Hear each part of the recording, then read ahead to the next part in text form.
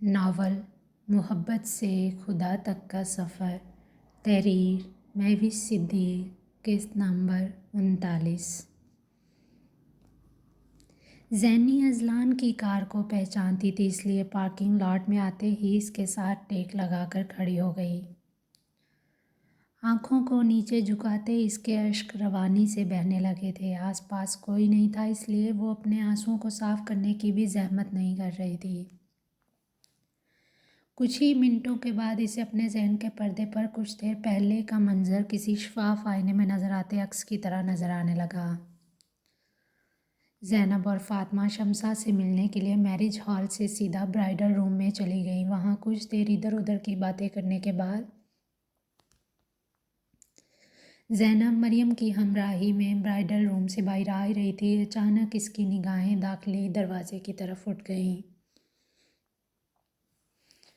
سامنے سے آتے ابراہیم افندی اور سارا بیگم کو دیکھتے اس کی دھڑکنیں بے اختیار منتشر پن کا شکار ہو چکی تھیں۔ اپنے والدین کو اتنے دنوں بعد سامنے دیکھ کر اس کی خوشی کا کوئی ٹھکانہ نہیں رہا۔ مریم آپ جاؤ، میں ابھی تھوڑی دیر میں آتی ہوں۔ مریم کے اس بات میں سر ہلاتے ہی وہ لمبے لمبے ڈگ بھرتی داخلی دروازے کے قریب پہنچ گئی۔ امجد اور شازیہ بیگم بھی ان کے ساتھ ہی تھی۔ ان سب کی دوستی کالج کے وقت سے لے کر ابھی تک قائم تھی۔ زینی کے قریب پہنچنے سے پہلے انسپکٹر ماریہ وہاں آئی اور پھر ان سب کو سلام کرنے کے بعد امجد اور شازیہ بیگم کو جلد بازی میں اپنے ساتھ لے گئی، کیونکہ اسے ایک کالیگ کو اپنے پیرنٹس سے ملوانے کا وعدہ پورا کرنا تھا۔ بابا، ماما، آپ یہاں؟ زینی خوشی کے مارے چہک اٹھی۔ وہ گرمجوش انداز میں آگے بڑھی اور پھر اپنی باہیں واقعے سارا بیگم کے سینے سے لگ گئی۔ زینی کو اتنے مہینوں بعد اپنے سامنے دیکھ کر سارا بیگم اور ابراہیم صاحب اپنی آنکھوں کو نم ہونے سے روک نہیں پائے تھے۔ ابراہیم صاحب کو جیسے ہی داؤد افندی کا چہرہ یاد آیا، ان کے تاثرات یکسر تبدیل ہوتے سنجیدگی کا روپ دھار گئے۔ سارا جلدی چلے یہاں سے، ہم اندر نہیں جا رہے۔ زینی کو اپنی طرف قدم بڑھاتے دیکھ ابراہیم صاحب نے تقریباً خشک لہجے میں سارا بیگم کو مخاطب کرتے اپنی طرف متوجہ کیا۔ ابراہیم صاحب کے انداز پر زینی کا پورا وجود ساکت پڑ گیا۔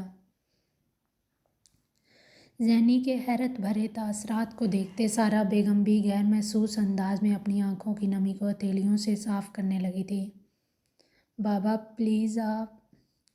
زینی کے حلق سے بمشکل سسکی نما آواز برآمد ہوئی۔ اس کے کئی آنسو بے مول موتی ہوتے گالوں پر بہنے لگے۔ سارا، میں آپ سے کچھ کہہ رہا ہوں۔ زینی کے مجمن تاثرات کو دیکھتے ابراہیم صاحب کمزور پڑنے لگے، اس لیے تند انداز میں گویا ہوتے پھر سے سارا بیگم کو مخاطب کر گئے۔ جی۔ سارا بیگم نے اپنی آنکھوں کو صاف کیا اور پھر اسے ایک نظر بھر کر دیکھنے کے بعد اپنے قدم واپسی کے راستے کی طرف گامزن کر لیے۔ ماما، بابا، آپ کو کہیں بھی جانے کی ضرورت نہیں ہے، میں تو یہاں پہلے ہی بور ہو رہی تھی، اس لیے واپس جا رہی۔ آپ اپنے دوست کا فنکشن ضرور اٹینڈ کریں پلیز۔ میری وجہ سے آپ کو اپنا پلان خراب کرنے کی ضرورت نہیں ہے۔ زینی اسپاٹ لہجے میں گویا ہونے کے بعد اپنے منہ پر ہاتھ رکھتی ہال سے باہر چلی گئی۔ سارا بیگم نے زبان سے تو کچھ نہیں کہا، مگر ان کی اڑتی رنگت نے ابراہیم صاحب کو چوکنا کر دیا۔ ان کی طبیعت کے پیش نظر ابراہیم صاحب نے اس فنکشن میں شرکت کرنا مناسب نہ سمجھا، اور ویسے بھی زینی کو یہاں اپنی آنکھوں کے سامنے دیکھنے کے بعد سے ان کے اندر مزید وہاں رکنے کی سخت بچی ہی نہیں، اس لیے وہ امجد صاحب کو فون پر کسی ایمرجنسی کا بہانہ کرتے واپس گھر لوٹ گئے۔ امجد صاحب اور شازیہ بیگم اس فنکشن میں انسپکٹر ماریہ کے ہونے والے شوہر زاویار سے ان کی رسمی ملاقات کروانا چاہتے تھے، مگر شاید قسمت کو کچھ اور ہی منظور تھا، اس لیے انہوں نے اس میٹنگ کو ملتوی کرنے کا ارادہ کر لیا۔ جب انہوں نے اپنی کار کو پارکنگ لاٹ سے باہر نکالا، تبھی ان کی نگاہیں بیک ویو مرر سے نظر آتی زینب کی طرف اٹھ گئیں۔ وہ اس کا رخ دوسری جانب تھا، شاید وہ اپنی کار کی طرف بڑھ رہی تھی۔ زینب کے قدموں کی شکست خوردگی سے ابراہیم صاحب اس کی اندرونی کیفیت کا بخوبی اندازہ لگا سکتے تھے۔ اس کے آنسو ابراہیم صاحب کے پورے وجود پر لرزہ طاری کر رہے تھے، لیکن وہ مجبور تھے۔ وہ براہ راست زینب کو تب تک نہیں مل سکتے تھے جب تک اسے داؤد صاحب کی طرف سے معافی نامہ نہ مل جاتا۔ خود سے کیے گئے اس وعدے کی وجہ سے آج وہ اپنی جان سے پیاری بیٹی کی آنکھوں میں آنسو لانے کا موجب بن چکے تھے۔ زینب! دور سے آتی اذلان کی آواز نے زینی کو سوچوں کے بھنور سے باہر نکال دیا۔ اب وہ اپنی آنکھوں کی نمی کو ہتھیلی سے صاف کرتی واپس اپنا رخ موڑے اذلان کی طرف متوجہ ہو گئی۔ کیز! اذلان کے قریب آتے ہی زینی نے اپنی جھکی نگاہوں سمیت ہاتھ کو آگے بڑھاتے اذلان سے چابی طلب کی۔ اس کی افسردہ اور مغموم حالت نے اذلان کو چونکنے پر مجبور کر دیا۔ اذلان کی تفکر آمیز نگاہیں اس وقت زینی کی سرخ روئی آنکھوں کی وجہ جاننے کی کوشش کر رہی تھیں۔ آئیے میں چلتا ہوں آپ کے ساتھ، کہاں جانا ہے آپ کو؟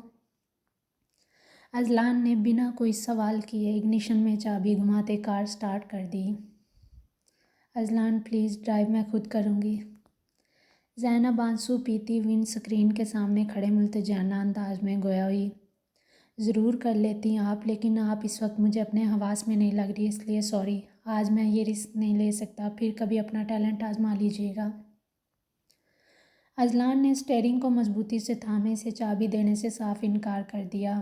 اذلان! زینی نے پھر کچھ کہنا چاہا۔ زینب آئیے پلیز۔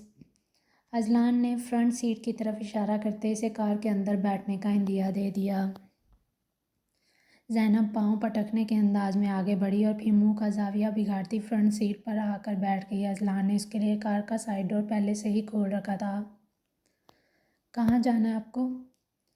اذلان کو لگا شاید زینی کسی دوست، ولید یا پھر اپنے گھر کے کسی فرد سے ملنا چاہتی، اس لیے وہ تھوڑا ایموشنل ہو رہی ہے۔ آخر کو کافی مہینوں بعد وہ لاہور آئی ہے جہاں اس نے اپنی زندگی کا ایک اہم حصہ گزارا۔ کہیں بھی، بس یہاں نہیں رہنا۔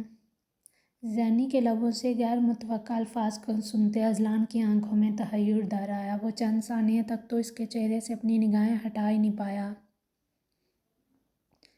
زینی نے نکاحت زدہ تاثرات سمیت اپنی آنکھوں کو موندا اور پھر سر کو سیٹ کی پشت سے ٹکا دیا۔ درد اور کرب اس کے چہرے کی اٹھتی رنگت سے واضح مترشح تھا۔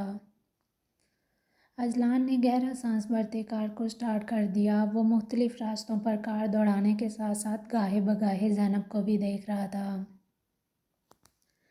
زینب کی موندی آنکھوں سے بار بار آنسو نکلتے اس کی کنپٹی کے بالوں میں جذب ہو رہے تھے۔ نیم لیٹنے کے انداز میں بیٹھنے کی وجہ سے اس کا دوپٹہ ایک سائیڈ سے ڈھلکتا شانوں پر گر چکا تھا۔ آج تو اسے خود کا ہوش نہیں تھا، دوپٹہ کیسے سنبھالتی۔ زینب آ جائیں، ہم ہوٹل پہنچ چکے ہیں۔ تقریباً آدھے گھنٹے کی ڈرائیو کے بعد اذلان نے ایک مقام پر پہنچتے کار کو بریک لگا دی۔ اذلان نے بھینچے تاثرات سمیت زینی کی موندی آنکھوں کو بغور دیکھا اور پھر نرم لہجے میں گویا ہوتے زینی کو اپنی طرف متوجہ کیا۔ جی؟ اذلان کی آواز سنتے زینی نے اپنی بند آنکھوں کو کھولا اور پھر ایک سرسری نگاہ اطراف میں دوڑاتے کار سے باہر آ گئی۔ آنکھوں کی نمی صاف کرنے کے ساتھ ساتھ دوپٹے کو وہ پہلے ہی سر پر اچھے سے اوڑھ چکی تھی۔ اذلان فرنٹ ڈور کھولے اس کے باہر آنے کا ہی ویٹ کر رہا تھا۔ سامنے ہی وسیع اور عریض رقبے پر مشتمل 7 اسٹار ہوٹل کی عالیشان بلڈنگ نظر آ رہی تھی۔ چلیں۔ اذلان کی ہمراہی میں دھیمی چال چلتی زینب ریسیپشن تک پہنچ گئی۔ سامنے کھڑے مینیجر نے اذلان کے آتے ہی اس سے مصافحہ کیا اور پھر پروفیشنل انداز میں سر کو ہلکا سا خم دینے کے بعد بنا کوئی سوال کیے روم کی چابی اس کے سپرد کر دی۔ اذلان اس ہوٹل کے مالک کو اچھے سے جانتا تھا، اس نے یہاں آنے سے پہلے اسے میسیج سینڈ کر دیا، اس لیے تو اس کے پہنچنے سے پہلے ہی مینیجر ریسیپشن پر کھڑا ہوا تھا۔ وہ یہاں اس کے آنے کا ہی ویٹ کر رہا تھا۔ اذلان اور زینب لفٹ کے ذریعے مقررہ فلور پر پہنچ گئے۔ چند قدموں کی دوری پر وہ کمرہ آ گیا جو اذلان نے پہلے سے بک کر رکھا تھا۔ راستے بھر اذلان نے زینی کو ایک بار بھی مخاطب نہیں کیا، خاموشی حد سے سوا تھی۔ روم کا لاک کھلتے ہی زینی شکستہ قدموں سمیت آگے بڑھی اور پھر اندر آتے ہی بیڈ پر ڈہنے کے انداز میں بیٹھ گئی۔ اس کے ہاتھ بے اختیار سر کو تھام چکے تھے۔